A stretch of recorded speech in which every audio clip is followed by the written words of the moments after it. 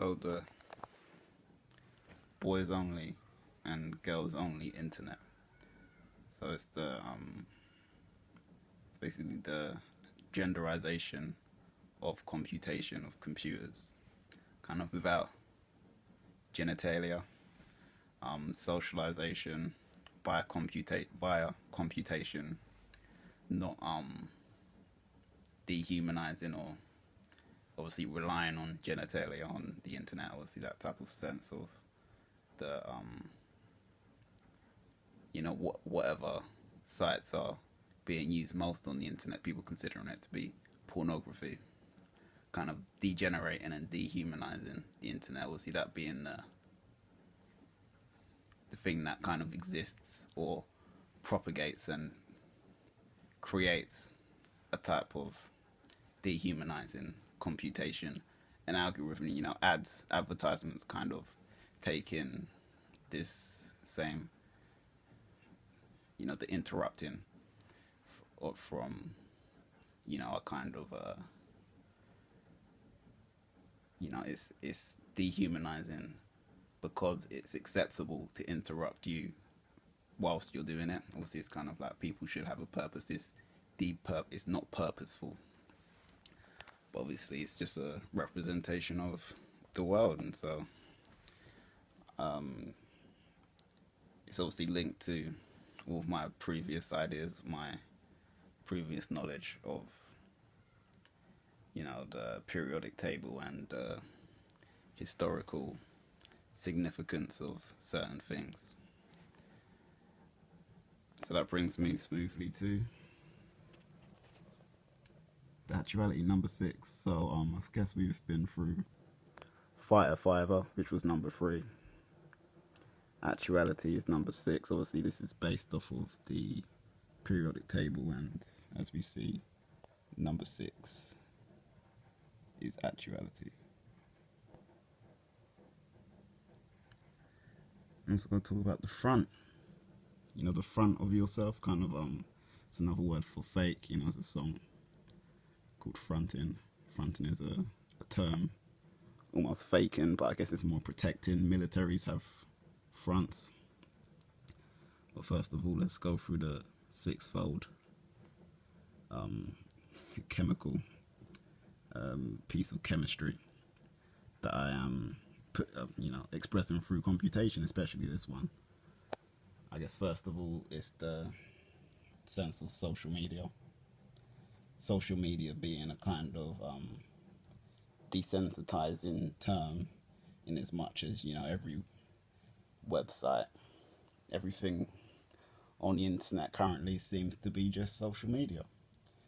Connected to by social media, obviously, therefore a branch of forked from social media. And so obviously you can pretend the internet didn't start like this, but obviously it's a very attractive way of presenting the dead material.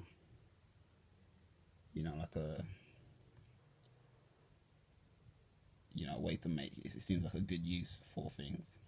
Not really like we needed to communicate in this way. It's not like the society or any sort of social situation specifically called for this. Obviously, it's the engineering and the computing that needed for the people who had those jobs and interests in making things out of this material. Obviously, so it's the good. It's a good. It's a thing. It's a material, but it's a material. And then we got the darkness tracker, which is obviously appealing to the surveillance use of the internet. Obviously, then that can be reduced to social media. What I would intend to do here would be to not only look for some sort of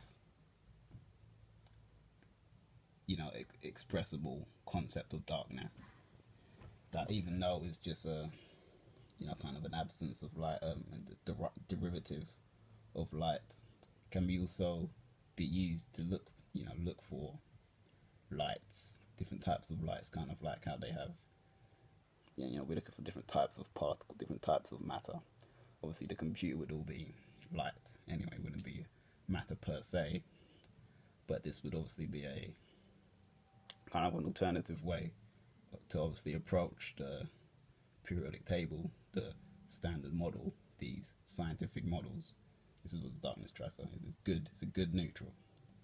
So obviously, if we look at what the neutral is in this, it would be the theories, the trajectories of the theories that I've been talking about before. I mean, I have always intended to add more than just a trajectory to the fear theory. I guess there's a feeling that your emotions and your works, your actions, do more than just lead you to a certain place. So you see it's like a Trojan horse. You can see in the background kind of slightly. There's the horse there, the head and stuff. So obviously it's going to be on GitHub. There's the little GitHub login, obviously. That's neutral. Maybe it's because it's easy to deal with part of my past. You know, it's kind of serves this neutralizing thing. It's not. I could say it's not a new idea, but obviously it's a very common idea. People make theories. Everyone has a theory. It's neutral. So obviously now we look at the neutral bad. We go to the history, kind of like what the periodic table really was made for. It was to set someone's place in history. What is Mandalay? There's obviously people there that have made historical marks, but I have chosen my own. A limited amount. I didn't want to be greedy with my idols, with my people that I have taken their bodies of work from, kind of leaving them as the focal point of a period of time. So we can start off. So the neutral bad, we have the homosexuality tracker and the historical figures that I'm comfortable to believe have some sort of or the proverbial like idolization. People idolize them. They love to hate them or hate to love them. And whether or not they use their name, their works, which I have associated with them written down, is the thing in which people idolize, or at least have in their mind, they're gay for, homosexual for. So obviously people could survey us by like cameras looking at us, looking at the lights, or they could just have points of interest and know what we're gonna do. It's the neutral compared to the good neutral. Obviously seeing us, just like, okay, you wanted to be in front of our cameras or whatever. So this is a bit more touchy, a bit more bad. So I guess it's the start with Freud. Recently, obviously, the therapist culture. This is a young picture of him, maybe. I'm not really concerned. Obviously, I just like the fact that it's younger, and they say it's Freud. And so Zionism is obviously associated with the Jewish families that he was growing up with, all of his siblings, descendants. Obviously appealed to this Jewish nature as well. Nazis were listening to his work, but obviously they had a thing against Jews. Obviously this was more of an ironic suggestion. They also they made Israel. I'm not saying it's because of Freud, but obviously it's kind of like they don't really have as much sense as Freud did, and this is what Freud wanted. He did want a land for his people. If you would read his books like Moses and Monotheism, he was the Moses of the family that he was in, Jewish family. So next we got Charles Fourier. And so people are very comfortable claiming that he started the French Revolution. And so, yeah, that's definitely gone. Obviously, the French Revolution has led to things like the sexual revolution. I guess maybe it's appropriate, but obviously it's the feminist revolution, a type of socialist, Marxist revolution. Everyone's very comfortable claiming that Fourier inspired some of that. Is another younger picture, maybe. So So then we got Leonardo da Vinci. So obviously this association, obviously this comes to me kind of where he started a sort of scientific revolution. Obviously science didn't start 500 years ago in any sense of the word, obviously. And so I'm thinking obviously the scientific revolution facilitated military sciences. Obviously he made weapons, guns, cannons. And obviously the transatlantic slave trade was merely just obviously this domination through weaponry over some sort of primitive technology that obviously was improved, was obviously dominated by the guns and the cannons and the military use that Leonardo da Vinci made. Is this a bit young? It's not a young picture, but obviously might not be here. So now we have Al-Haytham, which is Ibn Al-Haytham. So this was around the 11th century. So the Grand Library of Baghdad was alive then. I guess there was the Islamic cultures showing prevalence, but obviously he was the father of optics, and light in a sense. But obviously it's like how your eye sees light. So obviously this was kind of appealed to by Leonardo da Vinci, and so I was actually just looking back for a connection, basically, of Freud and psychoanalysis to the first century. And so with Al-Haytham, and what we have here is Gregory of Monmouth. He wrote the British history, talking about King Arthur and Merlin, all in a way that maybe appeals to the Harry Potter of today, that isn't really seen clearly for what it is by anyone but the psychoanalysts. And so we have the Council of Nicaea here in Arius,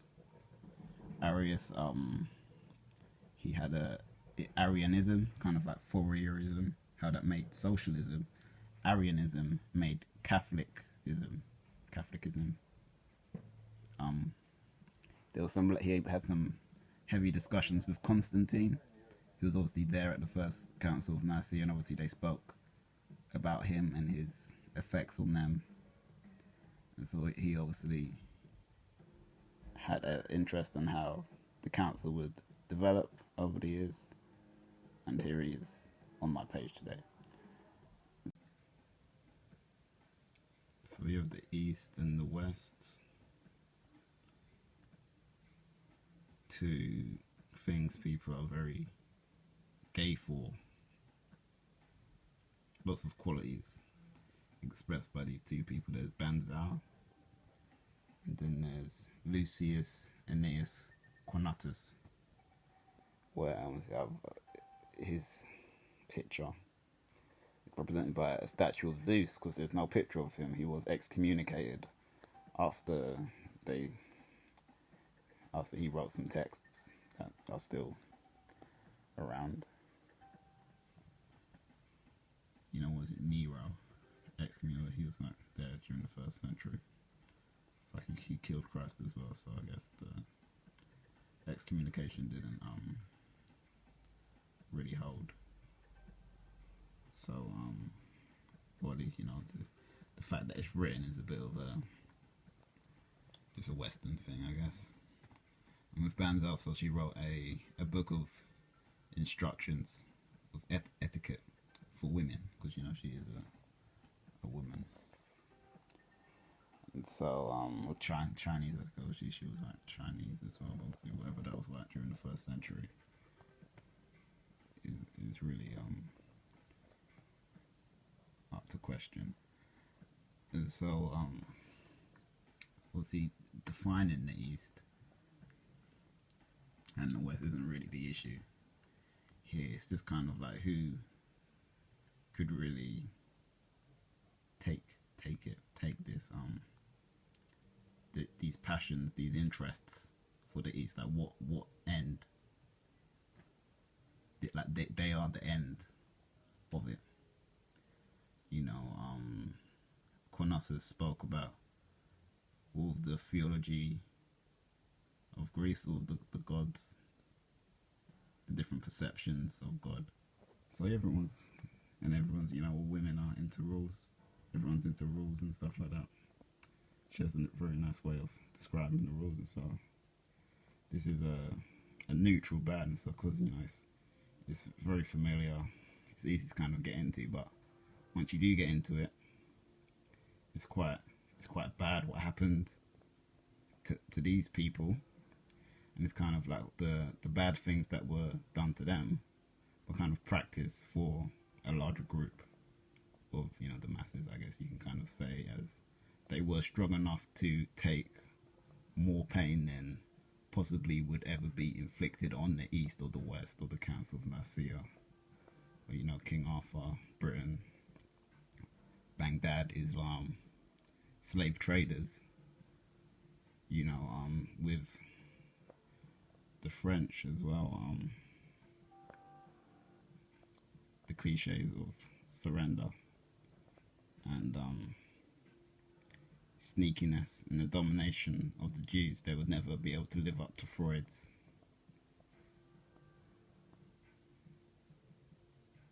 psychoanalysis.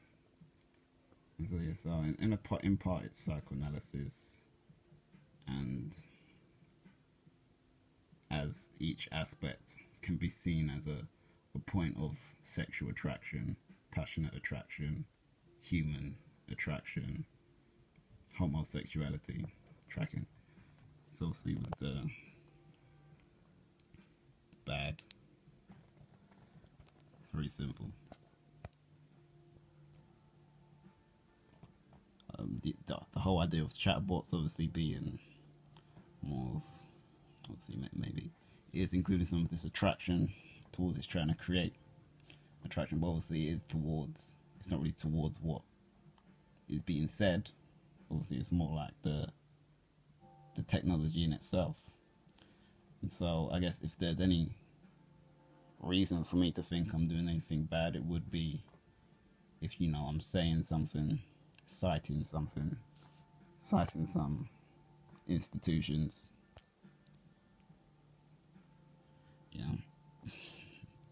I can't really see how really that keeping track of people isn't really that bad, especially when it's kind of just like looking at the greater world. But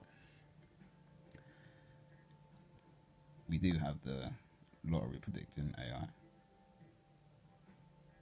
and so this is good bad, because obviously the lottery is very social. It creates lots of hope. But obviously there's similar financial means that would be just as risky as a lottery, really, if you're gonna use maths to try and figure it out. And so we have the 7 selves.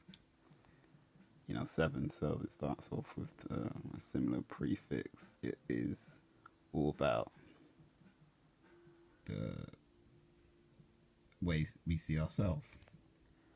Not so much that there's different ways, but it's kind of just like a program, an impression of how we can change ourselves, kind of like mind over matter.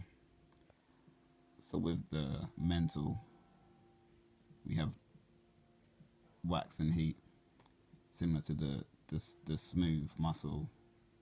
Obviously the heat in the body isn't really heat in as much as that it is organization of cells, smooth muscle cells. And this softness obviously is just kind of like the fluids in the cell, obviously different densities of fluids, which is similar to the wax in this type of mental nature, to where if we think about something being mind over matter or something more psychological, it it hardens and obviously can melt due to the heat, which is not so much melting it, it's just kind of coexisting with it mentally. And so with wax as well, it's found in a wax ester, which when it breaks down, it's not just liquid wax. They would say that it's a fatty acid and an alcohol. So even with this sense of mental, with the heat when you're hot-headed, a bit out of your mind, maybe drunk. Obviously, like I said, there's alcohol or mental states, psychoactive things that aren't really material. You're not really. It's not really your brain that becomes more active, or it doesn't really change the nature of any sort of cell. There's not a noose. There's no alcohol gene. Like after people drink alcohol, they don't develop new things in their body that they would be able to, that they wouldn't have be able to develop without a certain, you know, chemical. All of the potential is contained in each of these cells. And we can look at the separate self. See what felt is not feeling, not a previous feeling, but it's like a felt tip. See, here's the picture. So if you see what felt is, it's kind of like a material that has a kind of breaks down very easily. Felt tips can draw very easily, similar to the abrasion. You just kind of scrape something. This kind of separate feeling is very similar to the compromising self, which I would, maybe it's the crudest description, where I am suggesting one part of it would be absent. Compromising, different from being separate, in as much as it doesn't rely on somebody else. It doesn't rely on a sort of transfer, or it isn't really expressed in that way. If you were compromising, you don't necessarily have to give something to somebody else. Obviously, you could just decide to change your mind, feel a bit more confident, a bit more, as they call, spunk. And obviously the same with the absence. You could just forget about something. But obviously this isn't really a mental state. But obviously if you look at the ideas of psychology or psychoanalysis, you could repress something. But that's just like melting a candle, or burning something up, or lessening the heat. So obviously with this compromising nature, obviously there's a sense of people, maybe when they're like, obviously spunk is referring to orgasm. Obviously the sense of that being material or mental kind of separates it from the sort of control people might have with it, where they would be maybe conscious of some sort of compromising happening, which obviously could lead to an absence. Obviously the opposite of absence is a presence. Choosing to be present, or being able to be present, present some sort of compromising self. And the automatic self, it's obviously appealing to this sense of things happening automatically. Maybe the sense of you going through the motions might be painful, might be pleasurable, it might be explosive. I guess really the opposite of explosive might be a sort of implosion, a vacuum sucking something in, kind of like, it's hard to imagine how we are doing this ourselves. Maybe it would be like the universal self, but differs in as much as obviously just looking at yourself, looking at your past, it can kind of just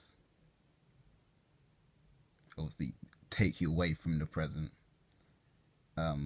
feel painful or pleasurable. But obviously there's this explosive, instantaneous sensation of yourself having, experienced something automatically. It's kind of explosive, not destructive.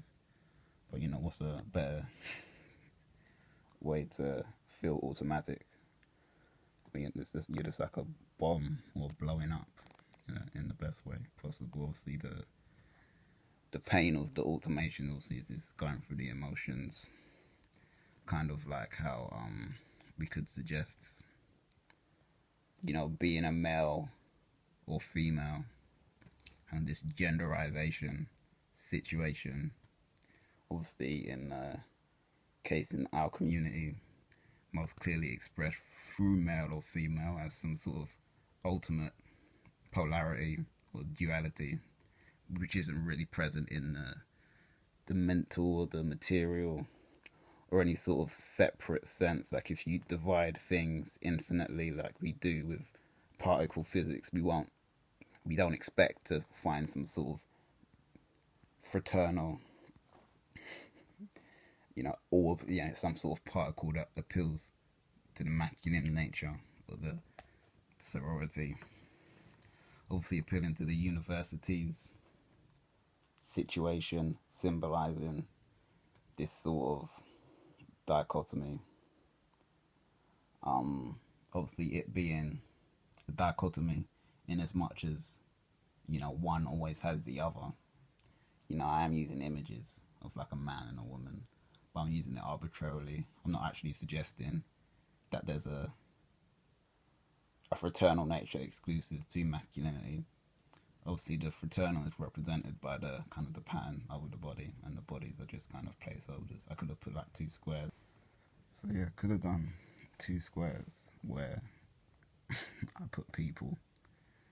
The shape isn't really being tended to in this 7th element, and we have the ideal self, kind of summarizing all of what I was looking at before with the unconscious, obviously in the conscious part, the certain, the black and white. Ideally, you could imagine, even though you are unconscious of things, it's not just an unconsciousness or a consciousness. There's a kind of certainty around that kind of is coexisting with it. Not so much in proportion with, it's not really that you can be certain about something being unconscious. And so you can be uncertain about something being conscious, and that is ideal for you, ideal for the self. Bye everyone. Be this.